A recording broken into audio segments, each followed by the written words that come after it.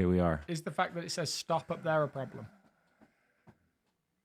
Well, the fact that we're crooked is actually a bigger problem.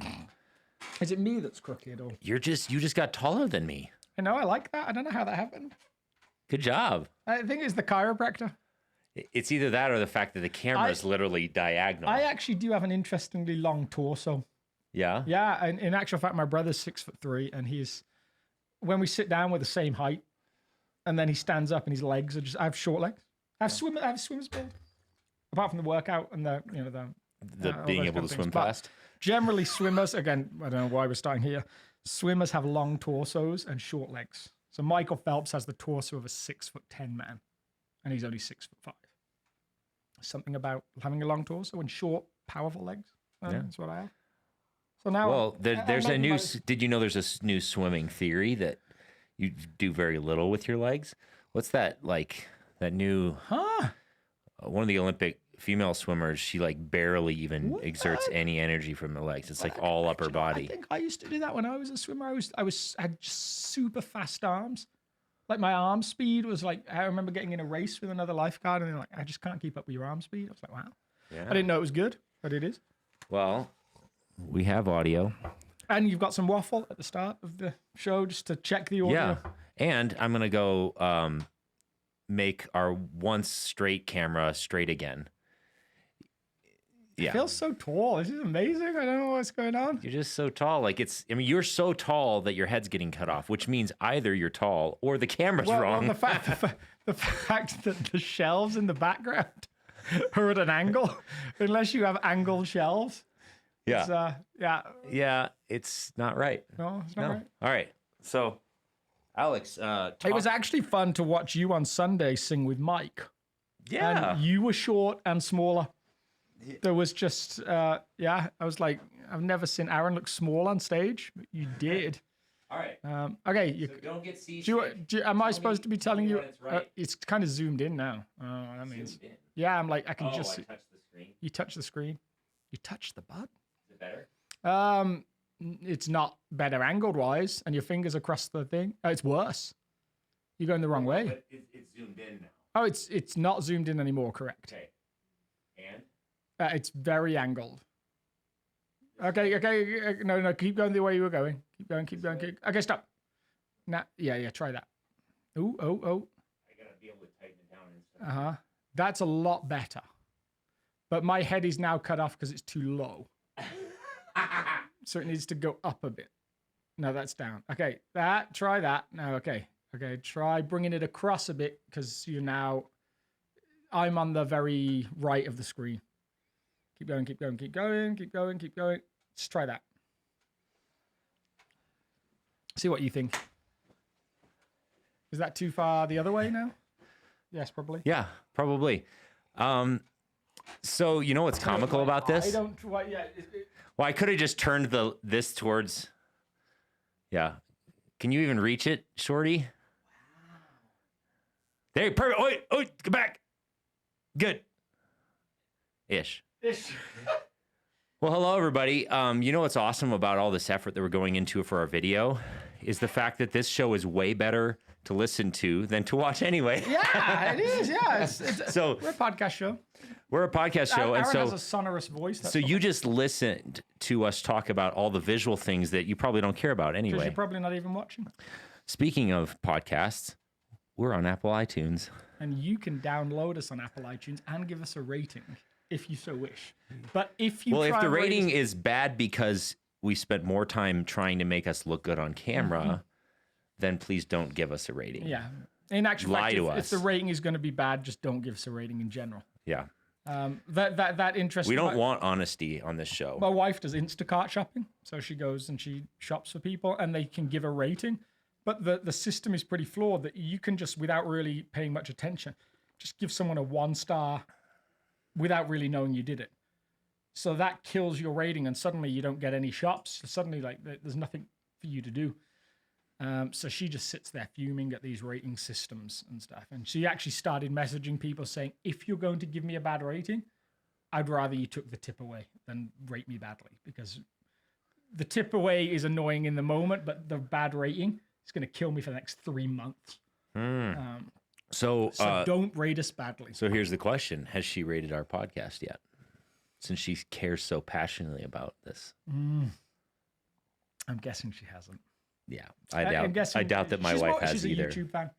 She Yeah? watches on YouTube. She does watch it sometimes. Sometimes. Yeah. That might be more than my wife. She watched more to start with. I think I'm starting to bore her now. She's like, yeah. Yeah, it makes sense. Yeah. She has to listen to me a lot. It's exactly. I think that's how my wife felt. She's like, I was like, hey, did you check out our show? What do you think? Is it helpful or anything? She's like, yeah, it's just you talking more. Yeah, absolutely. she has to live with me. It's just as terrible as you might imagine. I heard this amazing story from another pastor when I was in Detroit at a church. And he was talking about going through this time where he and his wife they just, there's a lot going on. And they went out for a meal and she said to him, could you rate our marriage? And he was like, yeah, I think we're doing pretty good. Like I'd say 8.5. And she said, no, I'd say 1. Like, I think we're doing terribly. And in the middle of this argument back and forth, apparently he looked at her and he said, 95% of the women in the church would love to be married to a guy like me. Which if you're a guy out there, this is never a good strategy. And apparently she just snapped back like instantly. Yeah, well, I'm one of the 5% that don't want to be married to you, which was just probably deserved. Wow. So this show is entitled Tips and Tricks on What Husbands Shouldn't Do. Mm-hmm. Yeah. And we're both pretty qualified, evidently. No, I'm just joking. This is going to sound like a flex or a brag, but I found this husband challenge on online the other day. And I kind of got bored after 3 weeks because like some of the stuff was so easy. I was like, wow, there's actually guys out there that don't do stuff like this. This seems like it was like help with a chore. I'm like, what? This was a husband challenge for like an old school like Midwest, I don't know, something. Yeah, absolutely. They'd taken a husband challenge from the 1950s and put it on video. Yeah. When you come home, don't fall on the sofa and fall asleep. Like, okay. Yeah. If you say, woman, get me a beer, try not saying that. Yeah, absolutely. Like, it's like, okay. Talk to your children. You're like, man, I'm killing it. Yeah. That was my reaction after 3 days. I was like, oh my goodness. And actually just deep sympathy for some of the women out there. Wow. Yeah. This must be tough.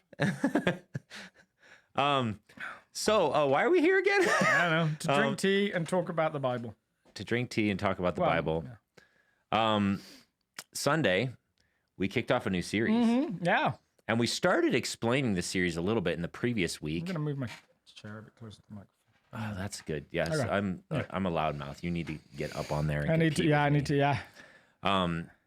I have a feeling we're out of focus too. And you know what? I'm not even going to fix it. No, because no one's watching on YouTube. So if you don't appreciate the out of focus video, then chances are you're not even listening to this little side rabbit trail just anyway. Like, come on, talk about something I care about. Yeah, exactly. So we're going to stop talking about that. We're out of focus probably and deal with it. Yeah. Turn us off. So you already explained a little bit of the why behind the what as far as this series was concerned when we were talking about Easter. But can you summarize? Because I think it'll be helpful for us to set the stage for this first week of the series. Yeah. Technically, sort of second week. Yeah, of the kind of series. second week. We're kind of in. So yeah. Already. So we called it Riptide, which was, I think we struggled with the name a little bit. I think we landed in a place that made sense, but I loved the way you explained the Riptide you did? thing. You know, didn't it? Okay, it's one of those things you don't know. Actually, like Sunday when you were explaining it, I was like, aha. Myself standing in the ocean. I'm like, I finally understand the title that we came up that I might have suggested. You signed off on and maybe suggested. I might have been the one who suggested it. And then when I was making the bumper video, I had the same crisis. Why did we call it Riptide? I loved the bumper video. It made me think of being on the beach. But broadly speaking, picture yourself if you've ever stood in an ocean. You're kind of ankle deep in the water, and you can feel this incredible pull as this. I mean, what do you call an ocean? Is it an entity? Is it an organism? Whatever it is, this thing that is beyond powerful, that is beyond bigger than you, it pulls you in. You can feel it pulling you in. And so they have these things called riptides that people get pulled out miles out into the ocean. I mean, it really, like, you can't swim against it. You can't fight against it. It is bigger and stronger than you. and it has no end to it. And so it was just to us a picture of this is the thing that Jesus has done. He drowns you out in the large ocean spaces. He pulls you out into large open spaces, and then you find that you don't drown. I don't know. I know. So like, as long as you're thinking of a riptide as getting sucked out into the ocean, and that's a good thing. Is a good thing. Yeah. Then our series title makes total sense. Who doesn't love the ocean? So it's this pull into this bigger thing. Yes, totally. That Jesus dies, rises again. And there is a moment where he would say everything about the world has changed. But none of his followers are aware of it at all. This week, we're going to do the road to Emmaus, this moment where two of his followers, potentially a husband and wife, are just wandering towards this town of Emmaus, about 7 miles outside of Jerusalem. And Jesus is walking alongside them, and they have no clue. And there's this beautiful, ironic moment where one of them turns to Jesus and he's like, "Are you the only one that doesn't know what's going on?" And they are walking next to Jesus and have no clue what's going on. It's like, yeah, there's an irony there that's beautiful. That is funny. And so there is this way that Jesus will drop in with multiple of his disciples, and he'll just in his beautifully gentle Jesus fixing things way, will pull them back into the story. And that's always what's quite amazing about Jesus, I think. So you're talking about next week. Well, that's all the weeks, I think. Just every saying. single one of them, I'm just giving microcosms of like that they are. And Jesus does this outside of this story as well. He does it to them at other times when they're in a storm. He wakes up and he's kind of like, yeah, it's actually okay. You don't need to panic. You're overreacting. Totally. And these are fishermen that have lived their entire lives on this lake and are clearly freaked out. And he's like, yeah, it's not so bad. Just get over it. Yeah. And so somehow he'll pull these people all back into the story. We'll talk about the guys on the way to Emmaus this week. Last week we talked about Mary Magdalene, who's this fascinating character. Fascinating because of where she's come from and what she means to the story, how central she is to all of the resurrection narratives, and John gives her this sort of like moment where it's just her. And John does that all the time, interestingly. I didn't really get a chance to talk about this on Sunday, but John, if you read through John, if you're someone who likes the Bible, read through it and underline every time he talks about whether it's light or dark, whether he's being metaphorical, whether he's been practical. That's fascinating. But it's also fascinating just to see how he'll often take a story and make it about Jesus and one person. It's almost like everybody else fades out of the picture. There's actually a beautiful parallel for those of you who like movies. The movie Pride and Prejudice. There's the one with Keira Knightley, and there's this moment where she's dancing with the hero, Mr. Darcy, and it's a room full of people, and as they're dancing, everyone else fades out of the background, and it's just the two of them. Now they're all still there, but the intimacy of the moment is such that the director chooses just to fade them out and create this moment just between the two of them. And that's almost how John operates throughout his gospel. He'll just fade everybody else out.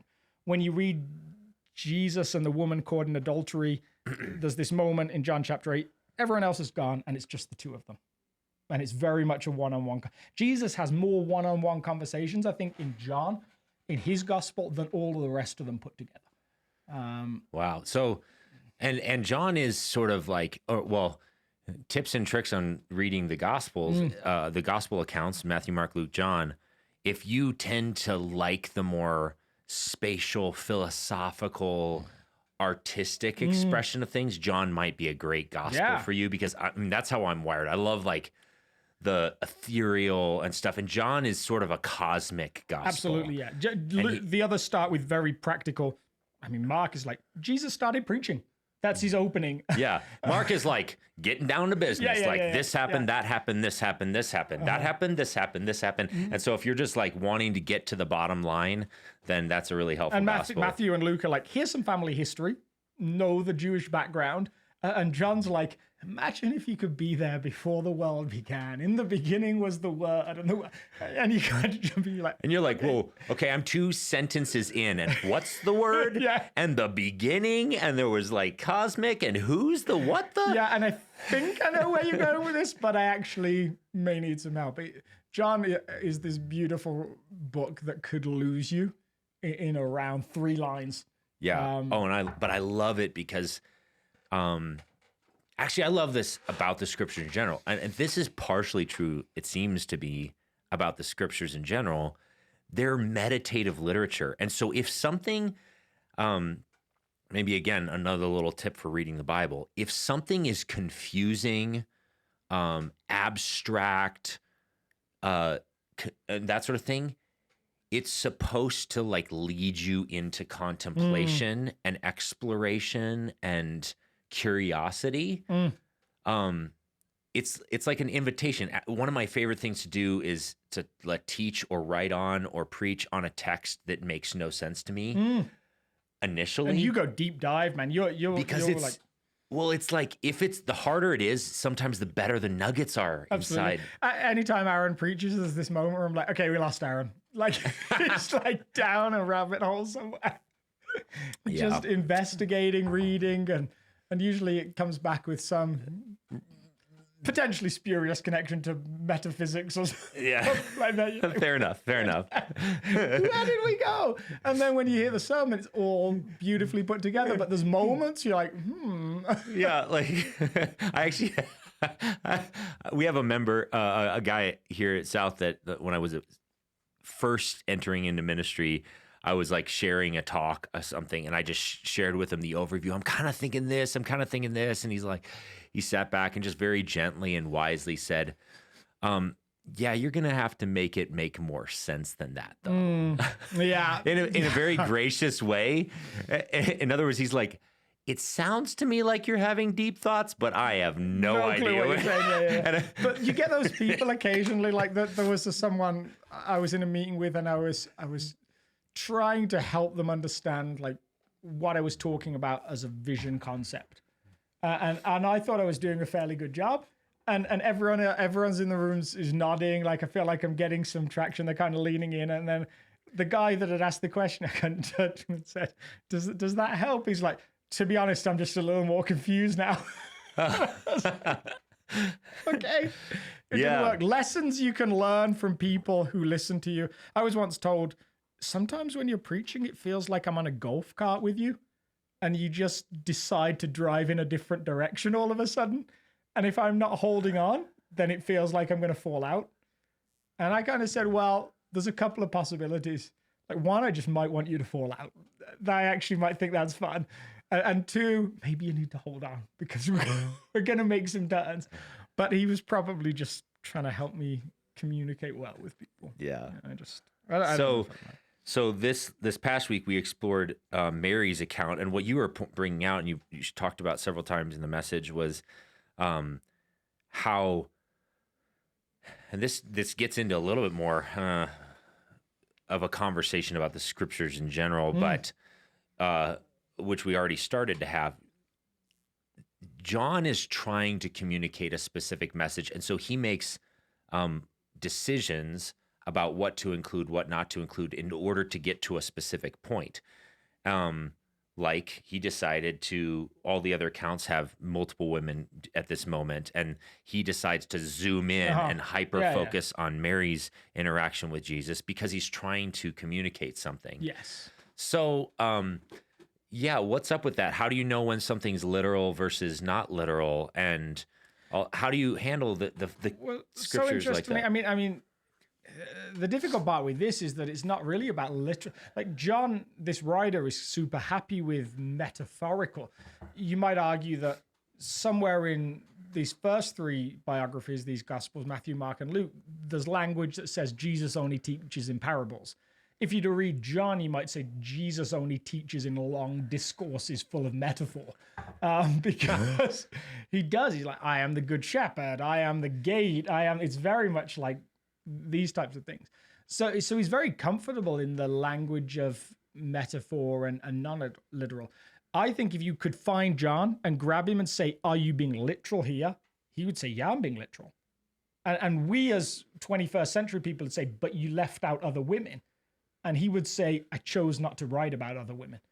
Like, it doesn't take away from Mary's story. It doesn't. So it's very much, I think the struggle comes when we put 21st century or maybe even 19th century ideas of what's accuracy on something that's really old. Yes. And there's this phrase that I love, and maybe if you're in the more like ethereal kind of mentality, this will help you. And if you're not, it might just make you more angry and frustrated. But I love the idea of truer than true. Mm-hmm. Yeah. Have you heard that phrase before? Yeah, absolutely. Yeah. Which is like, okay, it might have been literally that way, but if you just stop whether did it happen this way or didn't it happen this way, then you're missing the point. What's more important is it's true because of the human condition that it unpacks, because of the nature of Jesus's heart that it explains, and therefore the transformative power of that idea is what would be truer than true. In other words, it rings true down to the bones of who we are as human beings. And John is specifically, out of the gospel accounts, the one who is he's so concerned with you getting at the heart of Jesus that he like strategically chooses to be a little bit more obscure about certain details in the story so that he can portray a heartbeat, an emotion, or an interaction with an individual. And again, I don't think he would think he was being untruthful on any level, but we do have a particular sense. Even think about like the way we have almost an obsession with chronology. Totally. So we as people today are like, if you don't tell a story in order, you're kind of lying. And yet we make movies all the time that start with we start with one point and then there's a flashback, or we jump all over the place, and we don't have a problem with that. Like, again, these are authors that were doing something that was very normal for the day. It's even normal for us as long as it's in the movies. Yeah. But as soon as it becomes a sacred text, you're not allowed to have creativity. You're not allowed to teach something. It's got to be just, I want the details. No creativity, because the most important thing is that it's exactly how it happened. And then you're like, but why? Because then I know it happened. Yeah. But then what's the transformative power of that? Well, who cares about transformation as long as it happened this way? Yes. And you're like, John's like, okay, if you're not being transformed into the image of Jesus, then who cares if it literally happened? That's intriguing to me. Again, it's our forensic mindset that kind of, it looks at a text like this and has the potential to say, if Mary wasn't alone, that makes the resurrection less likely to be true. Because John said that Mary was alone, and if she's not, maybe he wasn't telling the truth about other stuff. Maybe the whole thing's, there's a pattern of thinking there that ends up with, if you lied about Mary, you lied about the resurrection, which is intriguing to me, because for the most part, we do stuff like this with storytelling all the time. John is quite happy to say it was dark when the other three, and John would know about these texts, is the probability. Like, John is the last one probably written. Whoever this author is, like, and tradition would say it's John, this follower of Jesus, although he never names himself. He writes maybe 95 AD, and everything else has been written maybe 20 years before. Mark was probably the first. And so you've got a good period of time. When he says it was dark on the first day of the week, he's not unaware that other authors have said it was morning or it was sunrise. He's quite comfortable, it would seem, with a literary device that wants to place Mary alone and in the dark, because somewhere that can reflect back on where she might be state of mind. Yeah. And so I think, especially as modern followers of Jesus, and especially Western, modern, even it seems like there's even more weight for American mental approach to this kind of religious text, is you run into the information, or someone tells you, or you Google something and they're like, there's all these errors in the Bible that undermines your faith. And and this would be one. This is an example of an error in the Bible. Yeah. But then if you're able to zoom back and say, well, what's the Bible trying to accomplish with a text like this? And why would the author communicate it like this? Then if John's trying to accomplish something to tell about the emotional state of Mary, the powerful interaction between Jesus and Mary where he calls her by name, and like he's trying to communicate this interaction, this human interaction between Jesus, the risen Savior, and Mary, this person who should be on the outside, but somehow gets the opportunity to be the first one to sort of see him as the resurrected King. That's what he's trying to do. And if he was trying to accomplish that, to tell the story very woodenly and literally would be less true to the message. Absolutely. Yeah. And so, is it an error? No, it would actually be an error for him to not communicate it this way. It would be a less powerful form of communication for him to do it that way. So which one's the error in the scriptures? And so this is why it takes effort to interact with the scriptures. Anyway. And you touched on that beautiful, the centerpiece of the story is the moment he says Mary, and it's that's like the wake up moment. Everything falls into place in that moment, which is incredible. If any of you guys have watched The Chosen, they actually kind of set this moment up right at the beginning, because there's an interaction between Jesus and Mary where she's gone by this different name of Lilith, which interestingly has a whole bunch of connection to Jewish sort of occultism or demonology and stuff. There's a whole thing there. And everyone knows her by this name. And then there's this moment where he says Mary, and she's just like, wait, how do you know my name? Totally. And so that it's a beautiful setup to what will come in whenever they get to this part, season 10 or whatever it is. Yeah. Hopefully they drag it on a long time. It's good stuff. It is good stuff. Yeah. I feel like they took a risk and it worked out well. So we've spent a ton of time in this conversation so far already talking about the nitty-gritty details rather than the heartbeat of the text. Yeah. So since we want to get, we've already communicated that the point is that there is a point behind this particular portrayal. What is that? Like what do you see in this passage that you think that John was trying to say, this is what I want you to pay attention to, which you preached about it, obviously. So yeah. So I would say Mary's story is one of transformation. It's very much a transformation that seems to hinge on Jesus being present. And so we read in Luke chapter 8, I think it is, that she's had 7 demons cast out on her. For a 21st century reader, that has a whole bunch of questions to it too. But just taking the text for what it says, she's been at a very low place. There's this moment of transformation that is largely characterized around Jesus is present. That changes everything. And now she's left in this place of Jesus is gone. And probably a load of questions about what does that mean now? Does the transformation end when Jesus is no longer present? When he's not around, what happens if she ends up in that place again? So interestingly, I think not only does Jesus return, his risenness give her now this sense of, no, I am present with you, but he actually now will move her into something new. The transformation is now no longer just about her, but about the message she'll share with everybody else, which is probably a little picture of where we need to be. And did we touch on this over Easter? Maybe we did, but this, I think we had this conversation about the fascinating nature of you can be transformed by Jesus, an encounter with Jesus' love. And you may not have changed everything about your life. There may be a load of behavior patterns that are still a mess, but just the impact of, oh no, you are loved, can make you compelling in sharing Jesus to the world around you. And you can sit in church week after week after week after week, but if there's not been an engagement with I am loved and I love in return, then it never has that compellingness to the world around you. What we see with Mary is she lingers because she loves Jesus. She has nowhere else to go. And in the midst of that, she experiences him. And in the midst of that, she experiences this transformation that will go on and be transforming in the world around her, which is really, it feels like the heartbeat of this idea of gospel. It's transformation.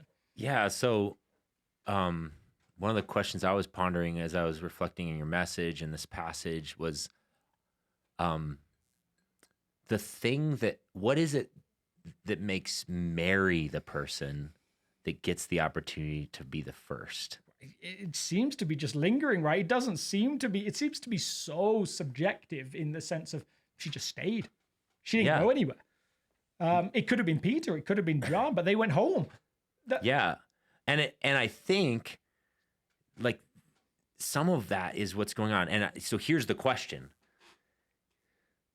Does our love for the person of Jesus increase the potential for us to encounter Jesus? Yeah, I don't know. It just seems so fitting to me. So this woman who had demons, she was, some would, does it explicitly say she was a prostitute? It never does. That's no, the fascinating but there's thing. some hints. Well, but there's a whole bunch of church history stuff there that suggests she was caricatured as a prostitute because she was perceived as too important. It's like we're gonna pull her down a little bit. We can't have everyone talking about this woman and how she's got to have a story that makes her a little bit more morally suspect. Yeah, because again, Eastern Church would refer to her as Isa Apostle, like equal with the apostles. There was a little bit of something going on. Suddenly, about the 9th century, it's like, oh yeah, she was definitely this lady that had some questionable relationships and stuff. And people would say she was the woman from John chapter 8, the woman caught in adultery. There's Pope Gregory the Ninth specifically said, no, Mary Magdalene is the same as Mary of Bethany, the one who came and poured perfume on Jesus. There's definitely some, but she definitely, there is something about her encounter with Jesus that she is deeply in love with Jesus, as in a spiritual sense, in a sense of this person has changed my life. And Jesus uses that language, not about her, but about others. Those that are forgiven little, love little. Those that are forgiven, that are forgiven much, love much. Yes. That does have that flavor. And so it does seem so fitting for Jesus to show up to her first, in the sense that her longing for this story to not end is sort of a catalyst for her to encounter the reality that it isn't the end. Yeah. Yes. I think she's still looking for him. Interestingly, for those of you that have ever read Narnia, there is this whole story with Lion, the Witch, and the Wardrobe with Aslan, which is very, whether C.S. Lewis would say it was allegory, it's pretty close. And Aslan seems to be this picture of Jesus, and the Stone Tables episode. It's something that's worth reading if you want to be captivated by the story. And C.S. Lewis would say it's not allegory in the true sense, but it's what it might look like for God to redeem a different world. So if there was a world that existed like Narnia, this is what it might look like for him to redeem that world. Yes. Totally. So this moment of death for Aslan, the two girls have followed him. They've made themselves present. They've lingered in that space through the cold of the night, through the misery, and then they encounter the moment of resurrection. Would they have experienced that had they just gone home? No, they wouldn't. Same deal. So I always feel like I'd like to say something like, I don't know that your love for Jesus makes possible or true that first encounter, but those repeated experiences, that does seem to be true. Like that desire to experience him seems to be the place where he shows up. And specifically, it's the person of Jesus, not just his vision, his strategy, his empire that he's building up. It's like, some of the other characters that we're going to be hearing about in the weeks to come, some of them abandon ship because the strategy's off course. It's no longer compelling. But for Mary, she's like, his body's there. And then when they're like, why are you, the angels are like, why are you afraid? And all this stuff. And she turns and she's like, she's even desperate just to find his body. Yes. Yeah. Like it's so specifically him that she's wanting to encounter and be near and show respect and honor and all of those things that she just can't even get herself to go beyond it. Whereas the guys, they're like, some of the guys in the stories, they're like, well, that's weird, or I don't know what they're thinking, but it's more sometimes about the movement or about the power, and then even all the way up to the point where essentially they're like, "Are you going to set up your kingdom now?" Yeah. And it's hard for me to imagine Mary asking that question. No, She's like, "Who cares about the kingdom? You're back." And I wonder whether for us, like, yeah, that's just beautiful. I wonder whether for us, the dependence maybe isn't about gender anymore. In her time, she is powerless. Yes. In her time, she can create no narratives.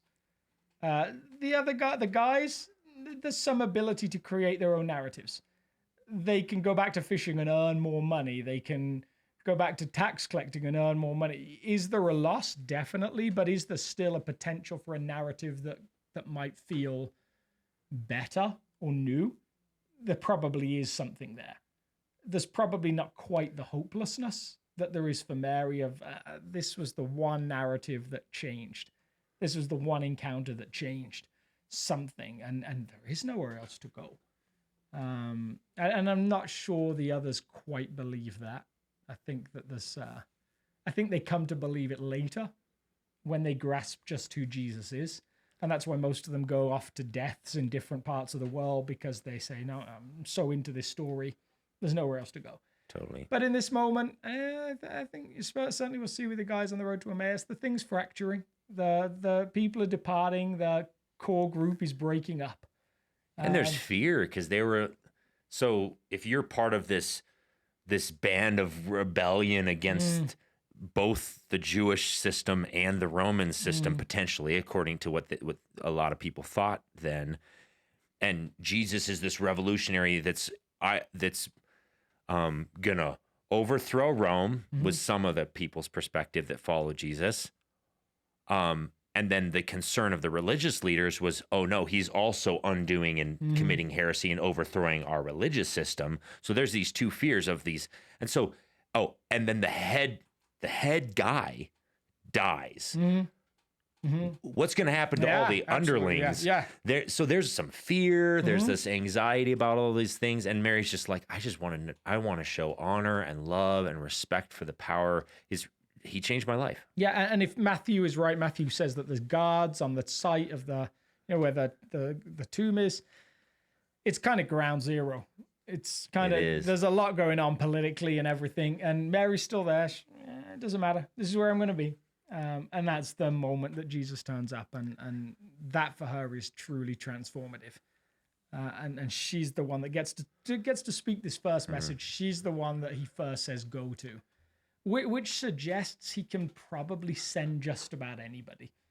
I mean, if he can use someone as unlikely as Mary, and she is pretty unlikely for a few different reasons culturally, he can probably use just about anyone in whatever way he wants, which is good news for us. Yes, it's huge. You know, and that maybe the teaching point, the reminder is, I think there's an implication if you work in a church that people believe that means that you love Jesus more than other people, and I think that's an ideal, but actually that's not what there's not a necessary reality to that. Sometimes it just can be you're gifted in a particular way. Sometimes, I don't think for us personally, but sometimes you can just make a bad career choice. And if you went to make money, it's probably a bad career choice. but the goal should be, yes, man, I'm deeply in love with Jesus. But this isn't really about working in a church or not working in a church. The sentness of each of us is that we can go and we can share this thing just like Mary did, regardless of whether we're perceived to be the right people or best people for that.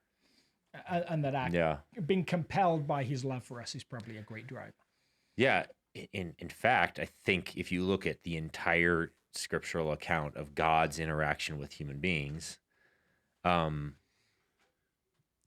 it does seem as though God actually prefers to choose the down and out, the second born child, the woman, there seems to be this partially because what it does is it screams to that down and out person inside of each one of us.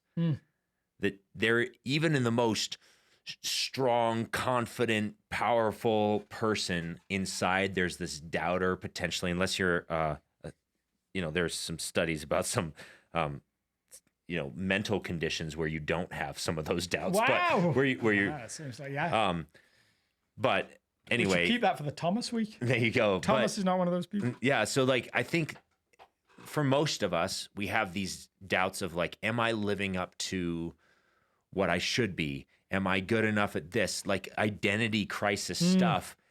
And when God chooses someone who's even, who has so many things going against them, their socio-political status or economic status, their gender, their you name it, that may make them not qualified to participate in the kingdom of God, and he chooses to use them in a powerful way, it's like it's a message to the entire world that says, I can use anyone. Yeah, and I love to see that. And that there's a challenge there. I had a few friends over the last few years that suggested, what would it look like for you to go and work for what would it look like for you to go work for a black pastor? What would it look like for you to go work for a female pastor? And actually put yourself in a place where you allow them to be the significant voice. Now, I don't know that that's always the right answer, but it was an interesting challenge. Being now technically I'm an immigrant, but I don't feel like being from England that actually is a negative at all in most people's eyes. Most of the time it's like, oh, you have a nice accent. Like, we could listen to you talk more. Yeah. You don't have to talk about anything specific. Just ramble away. I'm like, wow, you're going to fit in great here. If you like rambling and English accents. Welcome to the Guys with Tea show. Yeah. I got to work on my accent, man. Just fake an accent. It does feel like there is a bunch of situational privilege for me personally. So it's interesting when I see people at work and I'm like, wow, you really are.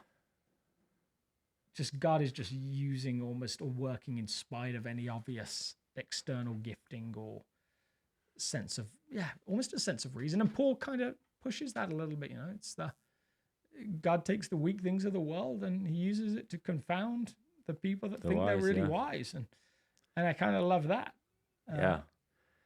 Because I think for a while there, and I've even had this doubts even more recently in my life, where sometimes I'm like, the fact that I had a fairly healthy childhood, the fact that I was born to Christian parents, the fact that I'm a man, the fact that I'm a white man, the fact that some of these things maybe, the pattern is so consistent in the scriptures where God chooses to raise up the down and out. Yeah. I've wondered, like, well, maybe Jesus, there's like a ceiling to the way your power could work in my life because I have more of these privileges. And again, that maybe depends on what we think is God working. For some reason, almost every megachurch pastor is white, male, and I would say fairly good looking, and certainly articulate. Well, I'm just never going to be a megachurch pastor. You'd be right in line with everybody else. No. but I wonder why that is.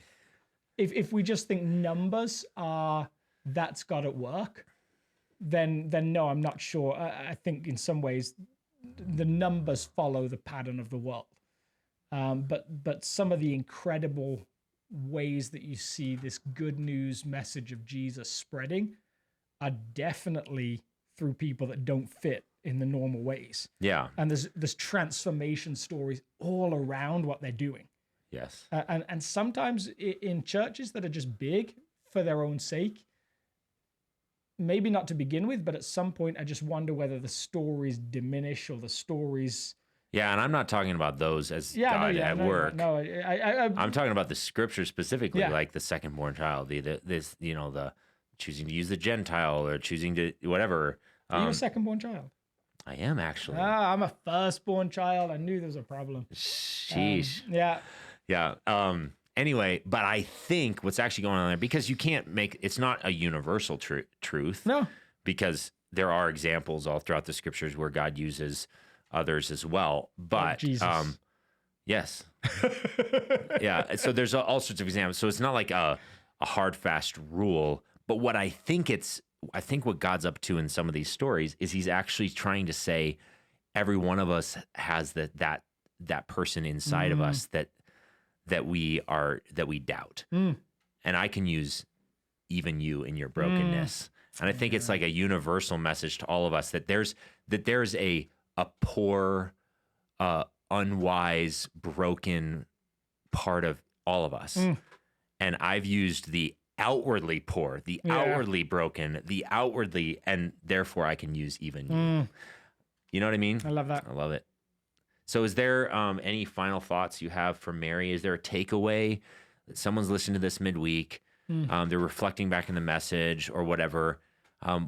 What would you want them to know? Yeah, I think there's that moment where it says that she just lingers at the grave. And I think that if the grave is a picture for stories that we feel have become broken beyond fixing, have dropped into darkness, maybe is to take John's language of light and dark.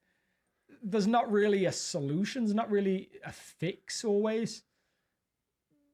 Mary gives Jesus the opportunity to show himself just by sticking around almost. And that can be really hard in a church community when you get to a point you're like, oh, I've messed this up so much, or somebody else has messed this up for me.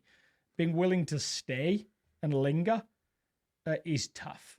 So I occasionally have conversations in counseling with people that will say something like, how long is this going to take?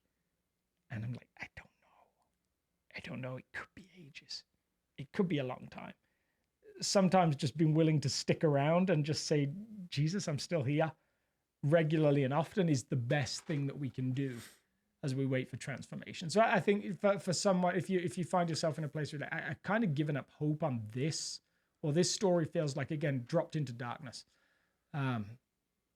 just staying is sometimes the first thing. Yeah. And it doesn't, like, and the thing she's doing while she's staying, she's not like handing out tracts or she's not, she's weeping. Yeah. But she's nearby. She has close proximity to the last moment she had a hope of being nearby Jesus, and she's waiting. And that's like this beautiful recipe, and Jesus shows up. I love it. And he says, Mary, the story isn't over. I love love that. it. So good. Good final word. Awesome. Well, remember to go on iTunes and rate us with a high rating. That's right. If you wouldn't mind. It's helpful. It is. And this was Wednesday. I don't know if we're supposed to tell people that because we weren't around on Thursday. That's right. Yeah, this isn't live. So if you made it all the way to this point and we didn't answer a question that you wrote in while it previewed or whatever, while it was being published. We're starting to suspect the live viewership is not the same as the post-live viewership. So yeah, totally. We're less of a live show. I don't know. Here's the advantage of live. We film it, and then when we're done, we're done. Yes. No edit. No edit. Yeah. So that's why we're still doing it live. If a bunch of you start showing up for the live stream, then maybe we'll be live for you guys. Maybe so. But otherwise, if you it's a keep work listening afterwards. That's great. Cool. We love it. See you later. guys next week. Bye.